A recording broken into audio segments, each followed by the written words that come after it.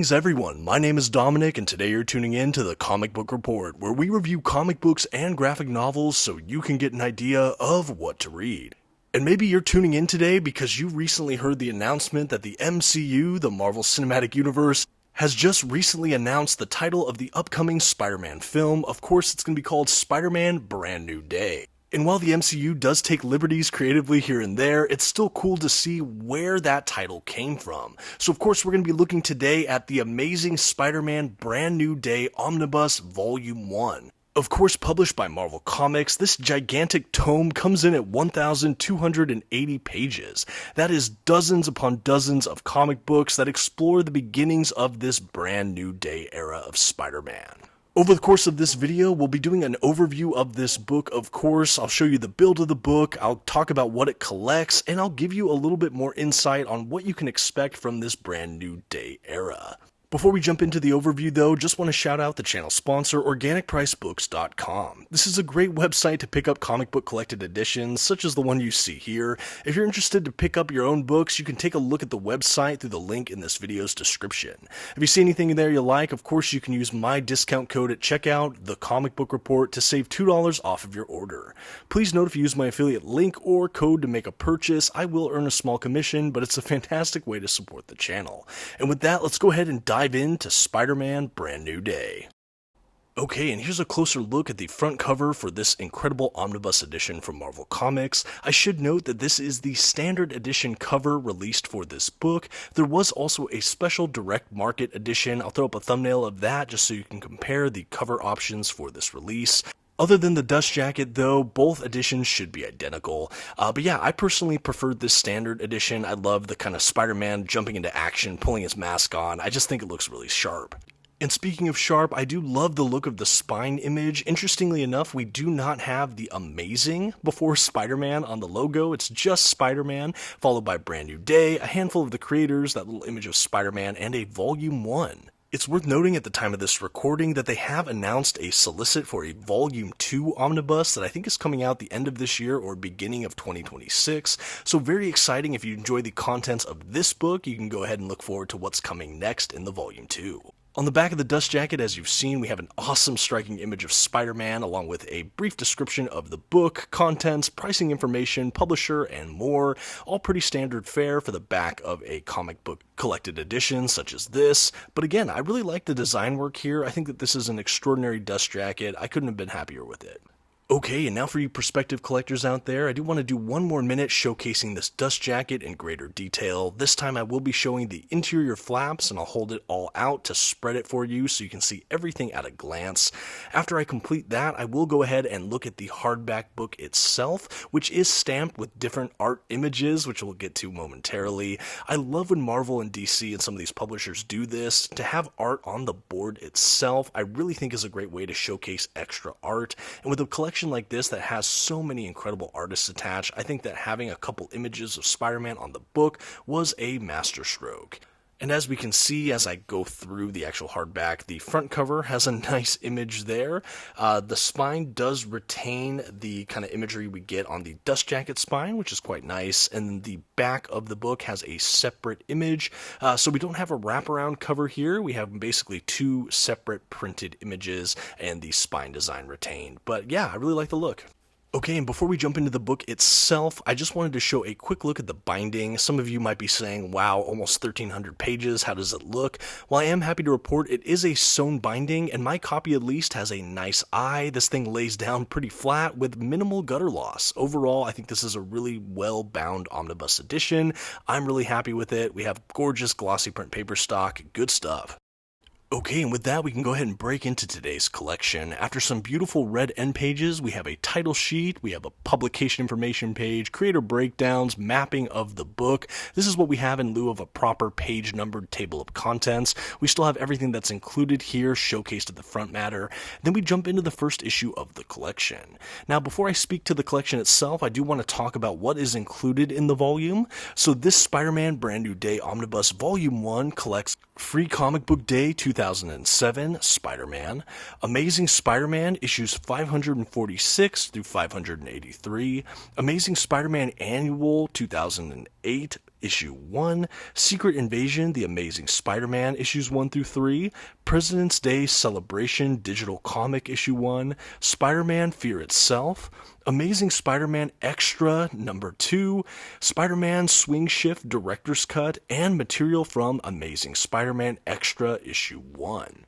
Unlike a lot of other Spider-Man runs that really just have one or two writers, one or two pencilers, this boasts a gigantic creative roster, but a couple that contribute to this book include creators like Dan Slott, Mark Guggenheim, Bob Gale, Zeb Wells, Mark Waid, Joe Kelly, Brian Reed, Matt Fraction, and those are just some of the writers. On the art side of it, the pencilers, illustrators, things like that, we have Phil Jimenez, Steve McNiven, Greg Land, Phil Winslade, Mike Diodato Jr., Salvador LaRocca, Chris Bocciolo, Barry Kinson, Marcos Martin, Mike McCone. The list just goes on. And you can see that array of artistic talent as I flip through this very book. Now, this is an overview of this comic. I'm trying not to go too heavy into spoiler territory. You might see a couple things as I flip through, and I'll speak kind of lightly on things, and also on the era that came immediately before Brand New Day.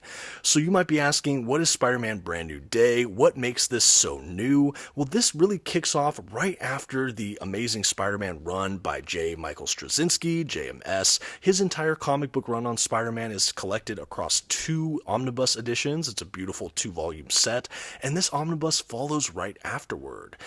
During JMS's run, Spider-Man is still married to Mary Jane Watson. They have a beautiful life as a married couple, but when things take a tragic turn, their marriage is kind of taken from them with no memory of it ever happening. And that really does set up the status quo for Brand New Day. In addition to no longer being married to Mary Jane, we also have Peter down on his luck again, kind of struggling to find work, going and kind of setting himself up with a lot of his single friends, and trying to navigate his life. And it's interesting because he doesn't have memory of some of the timeline that came before. He's just always had kind of this interesting status quo. We do have a complete new set of rules for the Spider-Man mythos.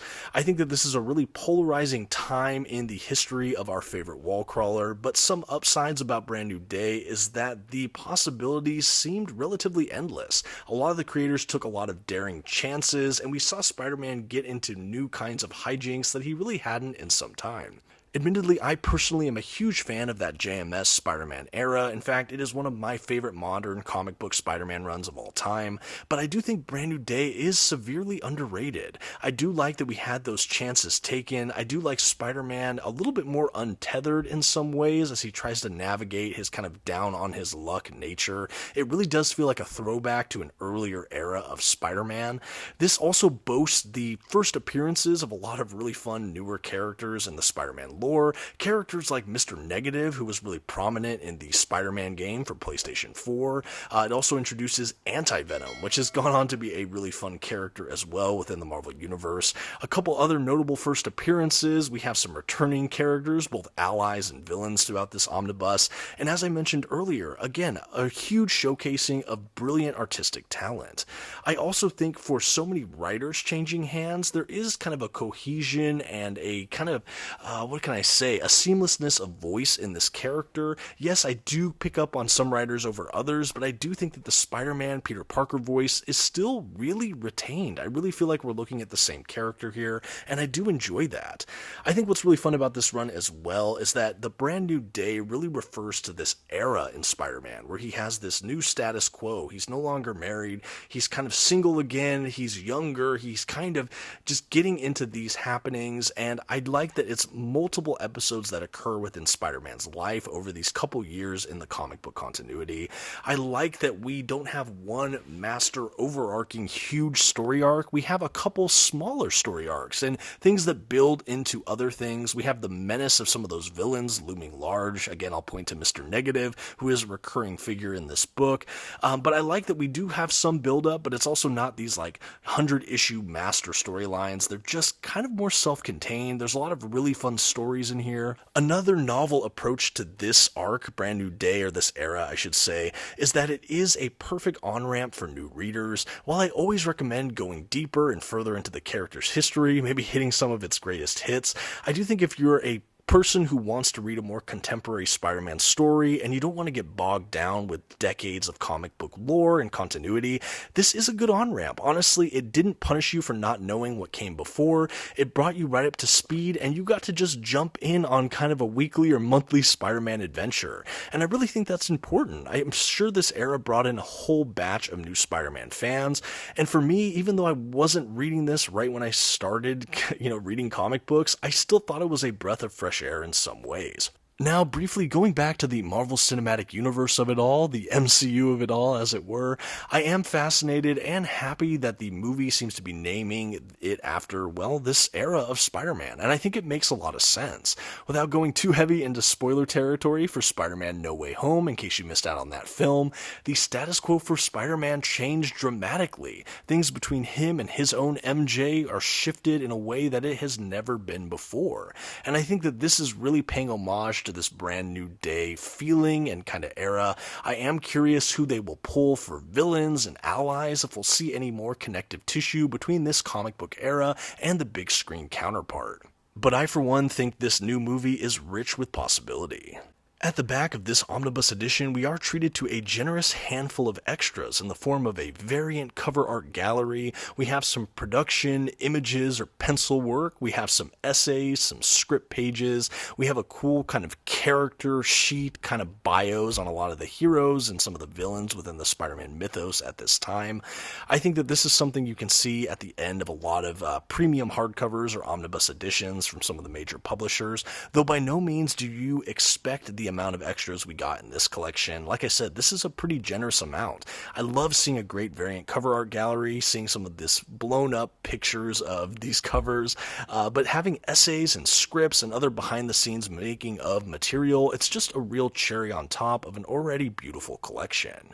Like I said, this is an overview. I'm not going through all the plots with a kind of magnifying glass here, trying to keep it surface level for some of the spoilers. If you would like to see further coverage of this era of Brand New Day, let me know. I can maybe do a more extensive review sometime in the future on this channel. I also did review the first 4 or 5 issues of this run in greater detail with spoilers on the channel earlier, a couple of years ago now. You can check out that video if you're interested. But yeah, I wanted to keep this light, and I just honestly wanted to talk about the Brand New Day era, especially with the brand new news of this upcoming Spider-Man movie coming out in 2026. And that's going to do it today for our brief overview of The Amazing Spider-Man Brand New Day Omnibus Volume 1 from Marvel Comics. This one to me is a gem, even if it's at a controversial time in Spider-Man's comic book history. I am elated that we have some updates and news for the upcoming MCU film, and I personally am just well over the moon. But in the comments, I'd love to hear from all of you. Did you click on this video because you're interested in knowing more about the Brand New Day era because of that film? Are you excited for the upcoming film? Have you enjoyed the other Tom Holland Spider-Man movies? Are you a fan of the comics? Are you really just here for an omnibus review? Let me know all of that in the comments section. And just for the fun of it, shout out some of your other favorite Spider-Man comic storylines in the comments section for recommendations for all that stop by. And thank you so much again for watching. Until next time, this has been the Comic Book Report. Please don't forget to leave your like, that comment we talked about, and maybe share this video with a friend. Thanks, bye.